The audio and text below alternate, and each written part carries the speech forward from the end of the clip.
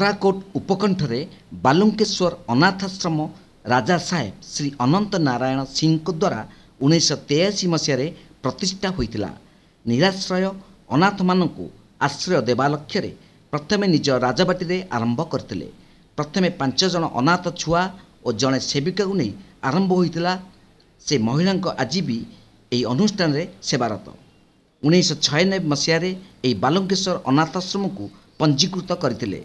धीरे धीरे जेतेबेले अनाथ छुआ बढ़िबारे लागिला, सहर उपकंठरे बालुंकेश्वर महादेव मंदिर अवस्थित। मंदिर को लगी कोठा निर्माण कले राजा साहेब। वर्तमान यही अनाथाश्रम रे मोट पुओ झीओ 88 जन रहउचंती। सरकार द्वारा परिचालित हेउची। यही अनुष्ठान रे प्राय 19 जन स्टाफ और जड़े पारामेडिकल स्टाफ रहउचंती।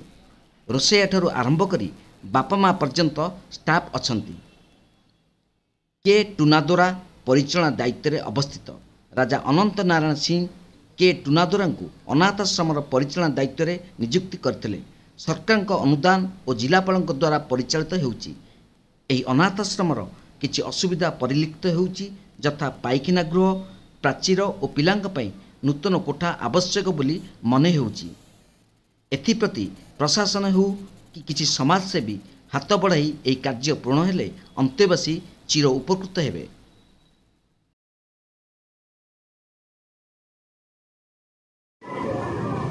बालुकेश्वर अनाथ आश्रम जो ये धराकोट सारे प्रतिष्ठित अच्छी, या आम कि बुझे ना जे सार को द्वारा सार या केते दिन अभिज्ञता अच्छी और कौन कर बुझे सर। ये आमर अनाथ आश्रम केबुठू स्टार्ट होती आज को केते दिन है आर प्रतिष्ठाता किए आभिमुख्य कौन अच्छी आज डेट्रे ये कि चलुची आ सरकार कौन सहानुभूति अच्छी कि 18 वर्ष पर पिलांकर कौन असुविधा होती आप किसी कहे।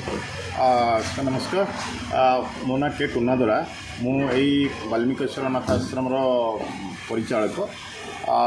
यही आश्रम आमर धराकोट राजा साहेब स्वर्गत अनंत नारायण सिंहदेव 1983 मसीह गोटे प्रयास कले ये एक अनुष्ठान प्रतिष्ठा करने जहाँकि आम समाज रे जो शिशु माने परित्यक्त अवस्था अच्छा किसी शिक्षा स्वास्थ्य और सेवा पाइबार वंचित होती से अनाथ शिशु मान रखी पालन पोषण और से मुख्य स्रोत समाज सामिल करने जो उद्देश्य नहीं 1983 मसीह ये अनुष्ठान की बहु बाधा विघ्न भीतर दे प्रतिष्ठा करते।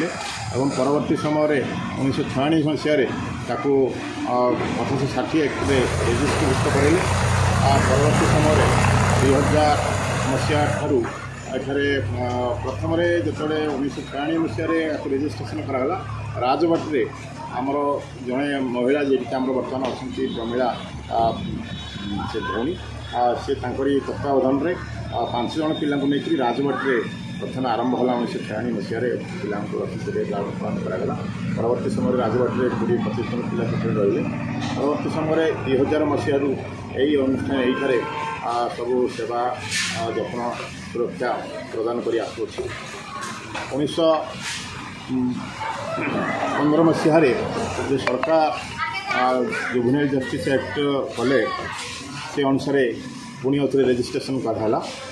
एवं 2006 मसीहा ठारू मुझे अनुष्ठान सहित जड़ित रही।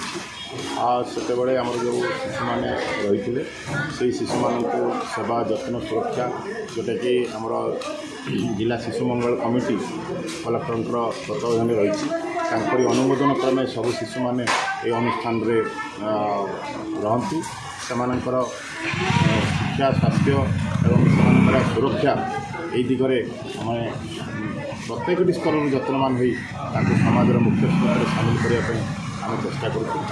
आशिकारु रंजन कुमार राउत को रिपोर्ट तीर्थक्षेत्र लाइव।